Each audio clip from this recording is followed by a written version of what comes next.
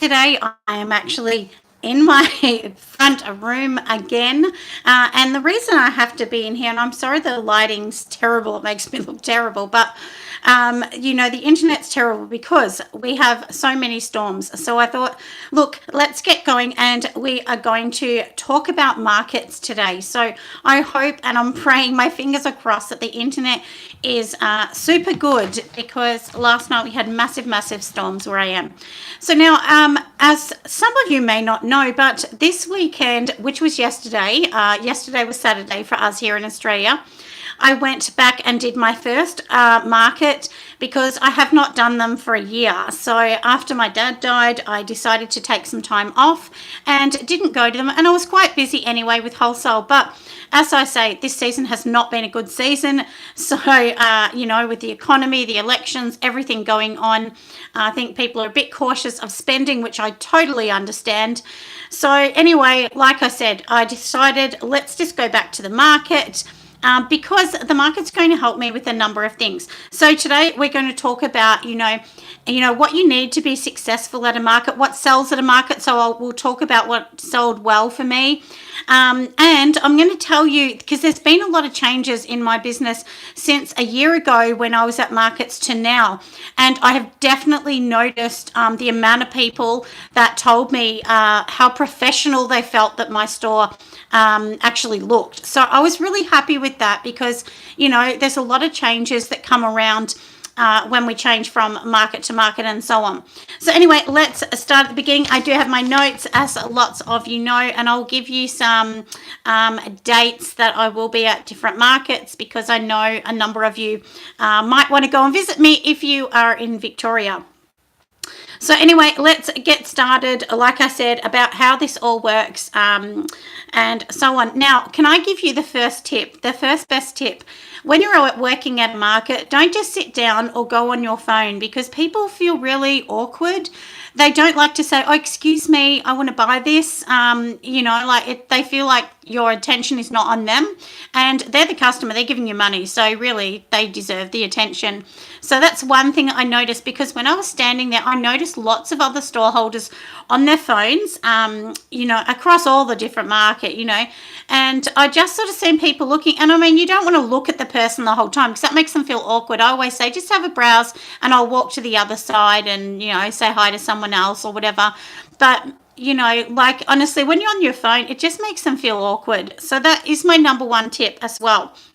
Now, there's different types of markets as well. Oh, you're at a market again, Carly. Yes, I thought you might be at Berwick, where my daughter Emily is at that market today in Victoria. But that's okay. You can watch me back later. So now there's a few different markets you can do. So you've got your craft markets, then you'll have your pop-up markets. Pop-ups, just a small little market. You might have a fundraiser. There's lots of fundraisers around. School fetes. Some people tell me they do better at a school fete than they do at an actual big market. There's also community groups, like your local council or your local area may have a hall that they set out, and you can sort of hire a booth. So they're all different ones as well. So just check them out. But do remember that if one's super cheap and one's really expensive, usually the expensive one means that they get a lot more people through the door, and usually they have the numbers to back that up. So that is something that really think about that, because I've gone back to the same place I was using before for markets, and I really like them. And the good thing about these people is, look, they are expensive. It's not cheap. It's well over $100 per stall for a 4 to 5 hours.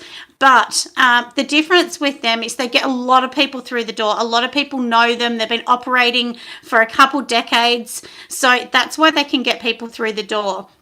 So just remember that, the one you're only paying $10 for may not get many people. The same as if you go to one that's in really outer areas, regional areas, you may not get the people that you would get, closer to the bay or to the beach or in tourist places and things like that. So just sort of think about that. Have a look, do some research on how other people think, some reviews and things like that. as well. So, and look, there are many other ones as well. It's, I'm one of those people. I'm 50 years old and I'm a person of habit. If I go to somewhere I like to go back to the same place where I know everything, I know how it works, and that's just me personally. So, and the company that which is called Craft Markets Australia, they actually have, I think there's like 10 different venues. So they're at like Mornington, which is on the bay. They're at Yarra Glen, which is more in the country. So these are the ones I do. Red Hill, which is a really big one. And it's quite a distance out along the peninsula, but that one gets a lot of people to that one. So that's the one that I do. So now when we're talking about these events too, so usually you have like an inside event or an outside, or if you're at some markets like the one I do, the craft markets, what actually happens is they have like an indoor part and an outdoor.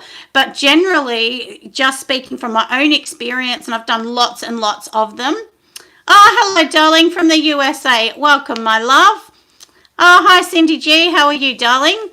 First time catching you live. Well, welcome, my love. I know it is late for some people in the US because I know your time's different. The UK is probably similar as well. So I'm sorry that we're late all the time, but it's always at 11. It's the easiest time for me on a Sunday.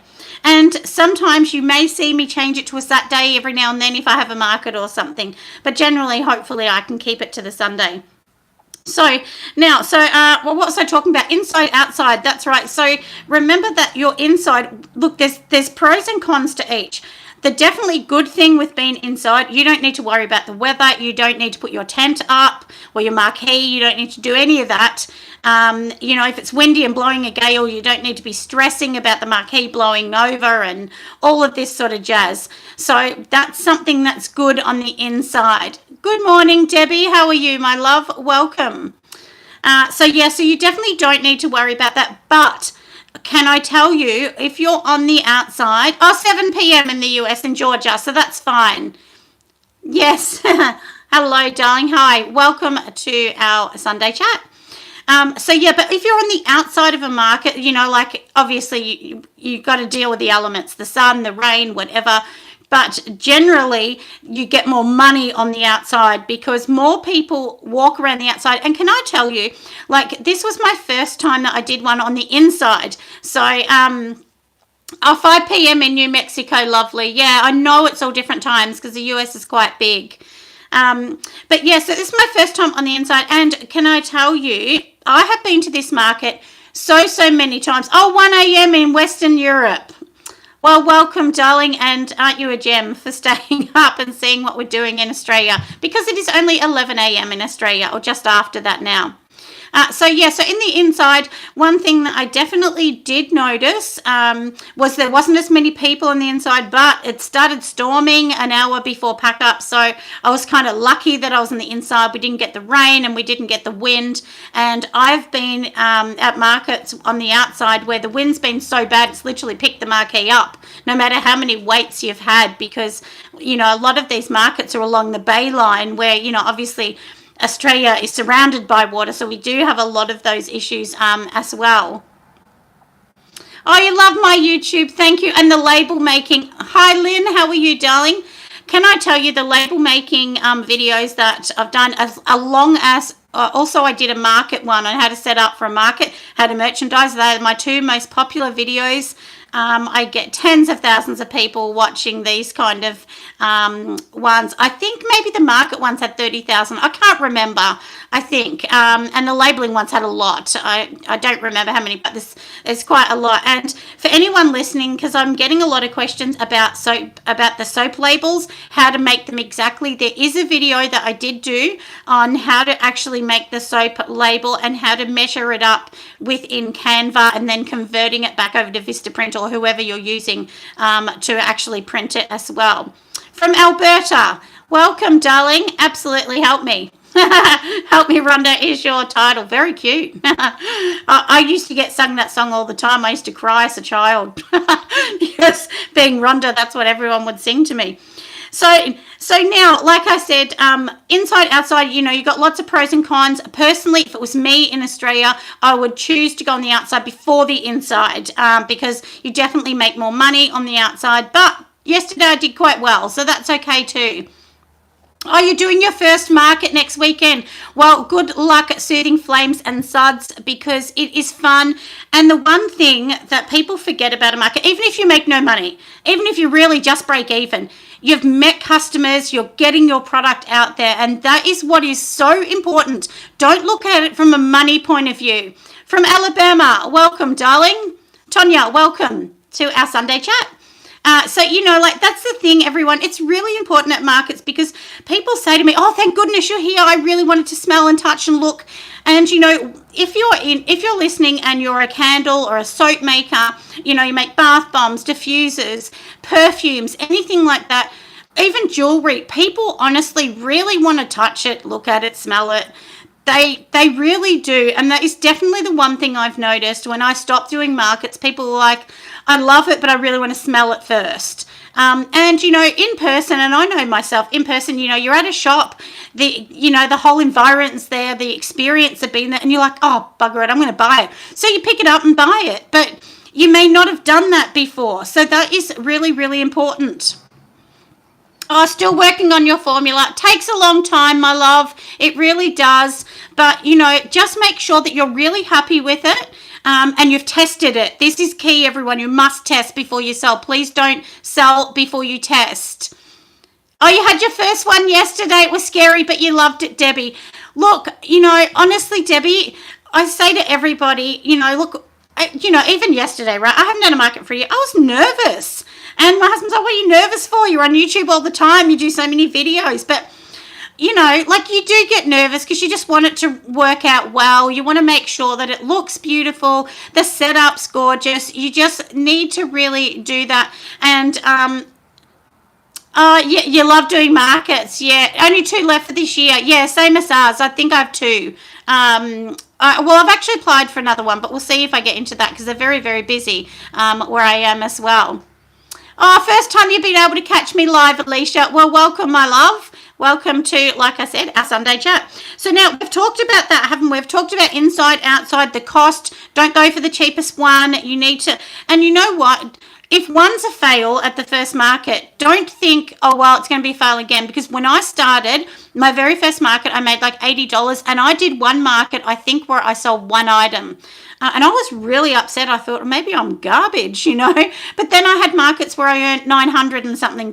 So, you just don't know, everyone. You really don't. And 900 Australian dollars is probably like 1,300 American. So it was good money on that one. That's the highest I've ever made. I think it was $980, so just shy of $1,000. But one of my daughters, she takes like $1,500, $1,700. She sells jewelry at every market. So she sells quite a lot. And she sells over $100,000 of jewelry a year. So, you can do this. And she's just a small person like me. She makes it all from home. So you just never know what you're going to, make. And when we say 100,000, that's Australian. So once again, it's probably like 130,000 US. So you just don't know. So now what sells, and let's talk about the setup first. Okay, so it's really important. If you've not done a market or you don't understand merchandising, please go back and watch my other video that is all about merchandising at a market. I did one that I show you how I level things, how I angle them to give more eye appeal, what you should put in the middle, what you should put on the bottom. Hi, Christine. Welcome, my love, to Sunday Chat. So it's really important that you understand the layering because, there's no good putting a $2 product right here in someone's eye level. You need to have something more expensive as well. Yeah, jewelers do make a lot more. Cindy, you're right. Like I said, my daughter just, we couldn't believe it, the amount of money she makes all the time. But she's very clever. I mean, she does she hand designs them and they're actually on like a resin plastic. It's actually like a symbol. And so like it might be a picture or a, and she does like naughty ones as well, like swear words on them and whatever. So, which isn't my jam, but she does it and makes quite a good money out of it. So there's always someone up for a laugh. So that's really where she gets hers from. But now let's talk about the consistency. So if, for instance, let's pretend your whole product line is purple. if it's purple, you need to bring purple items into your store so people recognize you for that. So for me, people recognize me for a pink stall. Like my tablecloths and everything are black, but I like this one. I had like a pink Christmas tree. I have little pumpkins that are painted in pink. I have like pink baths, and a little pink bath holds all the lip balms and things like that. So they're the kind of things that you can do. I also have like a little baby wheelbarrow, and it has like pink tissue paper in it with all the melt sitting in the wheelbarrow. And they're the kind of things that it's just eye appeal, you know, like I could just have all the racks set up, but bringing in like a little baby wheelbarrow, a Christmas tree, something, even if it's not Christmas, you could bring in, like I said, the wheelbarrow that I've got, a bath with something in it, with soaps or whatever in it. It's really important. And over on Patreon, I will actually be doing the video this Wednesday, because they get a video that's not on YouTube. So they get 52 more videos a year. And that video, I'll actually do, there's a little bit behind the scenes from the market in that. It's just like a short 10-minute, but, you know, we'll be talking about that and after and how I went, and I'll give some numbers and stuff over there. But I will give you some numbers today too. So now, like I said, the consistency, you know, you want the colors to be right. Make sure the heights are right. So if you've got $50 candles, put them here. Don't put them low. You want them at someone's eye level so they can pick them up, smell them. Make sure the lids are off so people can smell them as well, and have one sample pot if you're doing butters or body butters. Like I have like a little sample pot, and I sold quite a lot of the body butters yesterday, quite a lot of my emulsified ones. So that was a good seller. And, you know, online, I usually sell the body butters more to wholesale than retail people. Every now and then retail, but generally wholesale. So that was a good thing yesterday that I did notice as well. Make sure you have a price list in at least an A6 to A5. I'm going to change mine to an A5 because I felt it wasn't big enough. And my price list also has that pink color with the gold writing on it. And it just looks really attractive, because if you make it look luxurious, people are willing to pay. And, you know, look, like I say all the time, my soaps are not $3 or $6. I charge $10 even at a market. They're $10.85 at a market. And online, I think they're at like $11.85, because obviously there's more fees in Shopify and whatever. But, you know, that's the thing. Nobody really questions it. Like generally they don't. I had people say, oh, so is that the price for one? I'm like, yep, sure is. And they're like, yep, no problem. And it was my biggest selling item yesterday. I sold a couple dozen soap yesterday, so that bumps up your price. But if you put it at $6, this is the thing I'm going to tell everyone. When I did my markets a year ago, my prices were lower because I thought, that's all I can sell them. I thought no one's going to pay more. But, you know, as you get along and you learn and you realize the value of your product, and it's handmade, there's organic butters in it, they can't get that at the local shop. So then you start to go, okay, I need to charge more, because if you charge cheap, people don't get it. They won't buy it. Hi, Kim. Welcome, darling. So that's the thing, everyone. Don't think you can't sell it for a higher price. You can. And then, of course, you don't need to sell as much if they're a higher price, because it's a higher profit margin. And that's important. And, you know, this is the thing too. People don't want to buy a cheap product. They do want to buy a beautiful product, whether they're at a market, a luxury store, online, they still want a beautiful product. So don't think that you have to sell it super cheap. Just set your price. And I was listening to the other day, his name is Wade from Black Tie Bun, and he actually did a really good video about costing. It was like 40-minute video that I watched. But if anyone needs to understand costing, go over and watch that. I think he did it a year ago, but it came up on my YouTube, and it was a really, really good video about costing and all the different costing effects that you can use, why you're going to use them, and how they can actually work. So I did really like that. And he was saying, you know, a lot of people just times it by 2 or times it by 4, and that's how they get the price. Me, and I've always said this, I generally do use that rule, but then I add what I call 10% wiggle room. So I do times 4 plus the 10% wiggle room, because if you're selling online, often, you know, you get, like, so for me, if someone buys $80, they get the shipping free. Well, clearly I've still got to pay shipping, and that shipping might be $20. So you need that extra wiggle room to help you put that towards shipping, or if something goes wrong, imagine if it gets lost and your insurance doesn't cover it and you've got to pay to send more items back out. That's why you need to charge that. There's no good charging just times 2 because when you're selling retail, because there's a lot of work that goes into this. Advertising, if you think about it, whether it's your advertising, even if it's free advertising, you still got to do all that work. You've got to make it, you've got to design it, you've got to design the packaging, you've got to go to a market to sell it or upload it online. Like, this is all so much time. So please don't sell your products super cheap. And I've made that mistake. I really have, so I understand, but try not to do that as well. Yes, you have caught my live. Lovely. Welcome to our live on Sunday Chat. It is Sunday in Australia at around about 11:20, probably now. So now we've talked about the prices, and if anyone's missed out, you can just go back and watch that as well. Make sure your price list is an A6 or A5 as well. Yeah, Christine, you are right. Designing labels takes a lot of work. And can I tell you, I spend every single day on Canva, every day. There's never a day I'm not on Canva because I spend a lot of time on designing, redesigning, tweaking, changing, because I want it perfect. So it's really, really important. Now, let's talk about cash and card. So, which means, obviously people paying by cash or whether they're paying by credit card.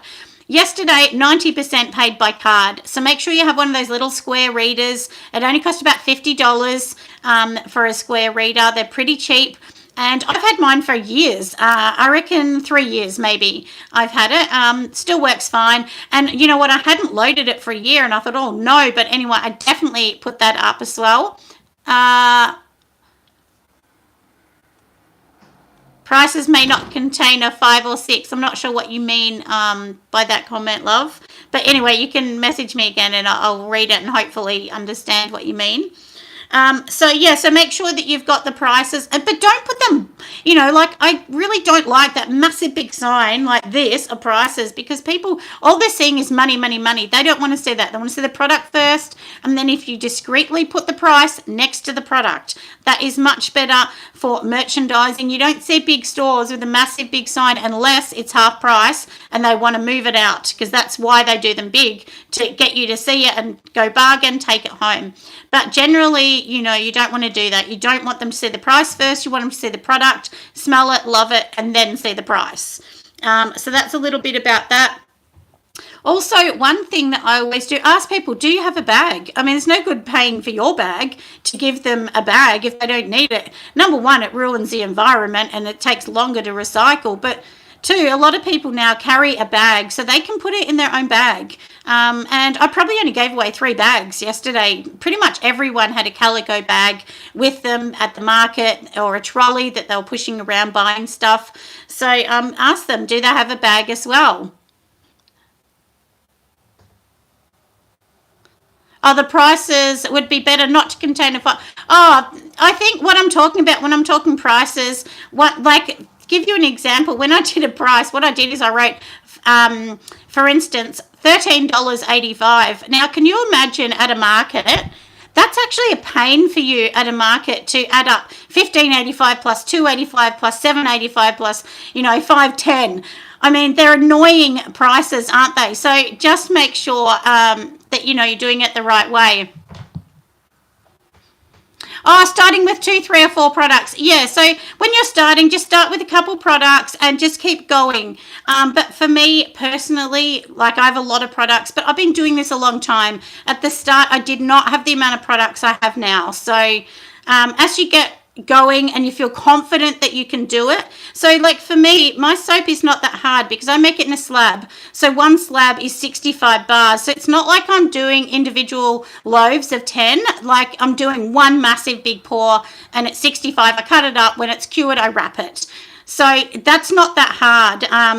Soap's actually quite a good seller, everybody. It's quite a good money maker. It's, it's something that it's consumable. People need it. They use it and then they need another one. So it's not like if somebody was to buy room spray, they're not going to buy it all the time. It's just a luxury thing, or a perfume. It's a luxury thing.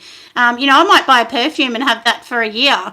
But soap, everyone needs one, every 2 weeks or 1 week. They need another bar. So, so it is a product that you can sell a lot. And soaps that look pretty and that are wrapped, people often buy them for their friends and give them a nice little soap for Christmas. So if they're in a card group or, you know, a netball group or anything, it's just a cute little thing that they can put in a nice little, you know, satin bag or something and just hand it to their friend as a little, just a little gift, you know.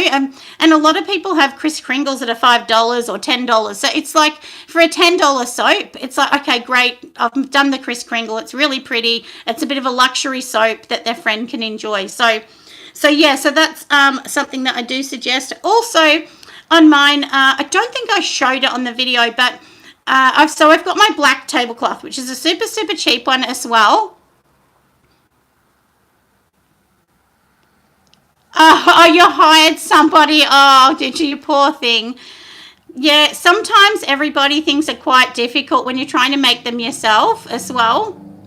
Yeah, trying to build everything up. So I'm reading the comments, and you know, we'll chat about those a bit. So you look, as Christine was saying, you know, it can be really stressful when you're doing things on Canva. That can be very difficult if you're on Canva and you just don't understand how to do it. It's taken me a long time, but I'm on it all the time. I'm really good on it now. But at the start I wasn't. I was so confused and I didn't want to do it. I found it hard. But it's, you know, it's just learning all the time as well.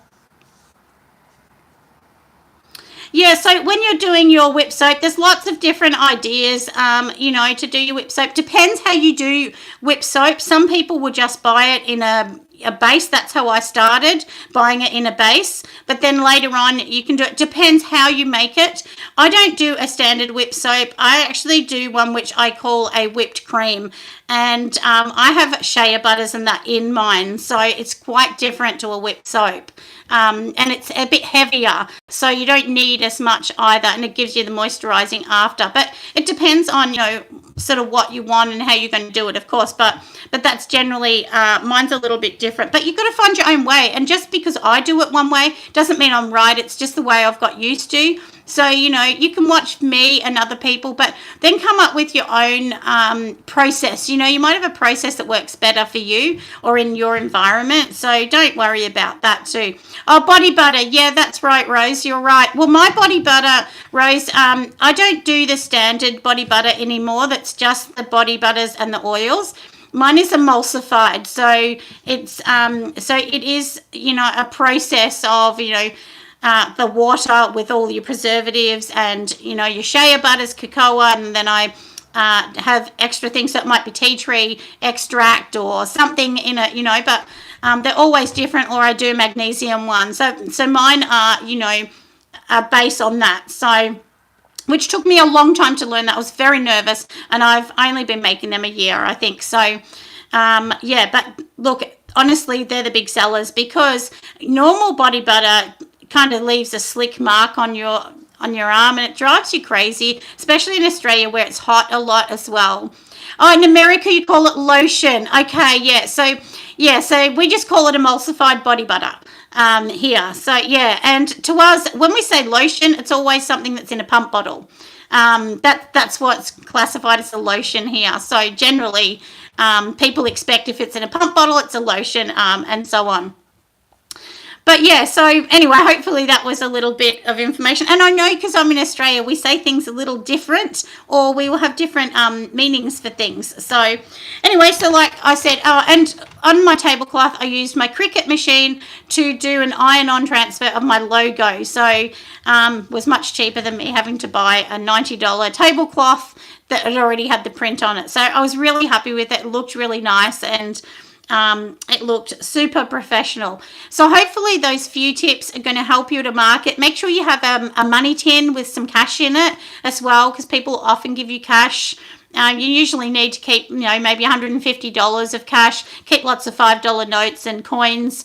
You know, and it's okay to say to somebody, if they give you $100 note, it's okay to say, look, I'm sorry, I can't change that. It's too much. Because usually you say that and then they'll give you their card. So, yeah, don't stress about that at all. So now I thought I would give you some dates for anyone that wants to know the markets I'm at. I will put them on my site as well. So Mornington, which is on the Bay for me as well. Oh, okay. Yeah. Okay. I see what you mean. So in America, some people call it lotions. and some people still call it body butter, but it's, yeah, and you're right, the lotion is a little bit thinner, so yeah, you're right. Whereas the body butter is a bit thicker. But I mean, after I started making it, seriously, I wouldn't go back. I really love the Emulsify. It's just beautiful. A really nice finish on them as well. So now, like we said, so the markets I'll be at is Mornington, and that is on the Bay in Victoria. So I'll be there the Sunday, the 11th of December, the 12th of February, which is next year, the 19th of 19th of March next year as well. And for this year, which Twilight, which is the nighttime, 3 to 8 p.m. Yeah, that's right, lovely. And yeah, you're right saying if you do emulsified butters, you can sell them all year round. You don't need to stress. And that was a big reason why I learnt to do it that way as well. So I'll be at Mornington in the Twilight, 3 p.m. to 8 p.m. on the 17th of December and the 21st of January.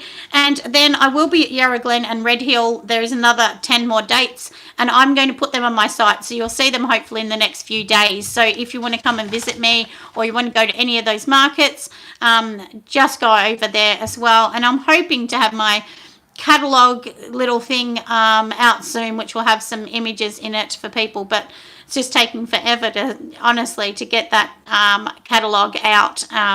So anyway, but I'm hoping to do that as well, and hopefully I can share that in one of the videos so that I can explain a little bit about how you can make something like that, because it's really good. When you're at a market, it's really good to say to people, please take a flyer, have some pictures of products, because they might go home and buy it later and go to your site. But you really want that. And even when people didn't buy anything, I said, please take a business card. You never know. And they're like, yep, great. I mean, it doesn't matter if 20 people throw that business card out in the bin. I mean, what have you lost? A couple dollars. But, you may get $100 sale, $20, $50 sale. You don't know. Yeah, you definitely don't know. So just see what works for you as well. And, can I tell you, which I say online, my whip soaps never sell good online. They just don't. But at a market, they sell super fast. I sold heaps of whip soaps at the market, and mine are packaged really beautiful. They are in a lovely packaging. So can I tell you as well, I had a number of ladies come up to me saying that they remembered me from a year ago, and they said to me, there's two particular ladies, and they said, this packaging is amazing. And they said, oh, we can really see the growth in what you've done now for this packaging from a year ago. So that's important too, because as we're going through it, you don't notice so much. But one of the ladies said, this is the prettiest packaging I've seen. And I think it is because, like I said, you just learn, you grow. I was not good at the start, but you just teach yourself these things. And, and then like you start with a pattern or something, and then you just get better and better all the time. Yeah, that's right, lovely. Yeah, everyone calls different body butters and creams and lotions different things. And to me, it doesn't matter what you call it. Give it your own name. It doesn't really matter as long as somebody loves it and you've got all your ingredients list on the back. That's really all that matters, isn't it? So anyway, we will come to a close today on Sunday Chat. I hope you've all enjoyed it. Make sure you give me a thumbs up, because that really does help YouTube know, what I'm up to. And it really, so basically YouTube, when you get the thumbs up and when you get, comments and things, it's like YouTube is saying, oh, okay, people like this. They want to come and see what she's talking about and so on. And then it helps me push my videos, which obviously I need that to keep going on YouTube. But like I said, I will have the extra video on Wednesday this week on Patreon. So if you're a Patreon member, just remember I will have behind the scenes from the market and a little bit of a chat and what actually happened at the market, because you do get 52 more videos a year. So come and join me over there if you want. But for now, I will say a big goodbye, everybody, and I will see you next time. Bye, everyone. Bye.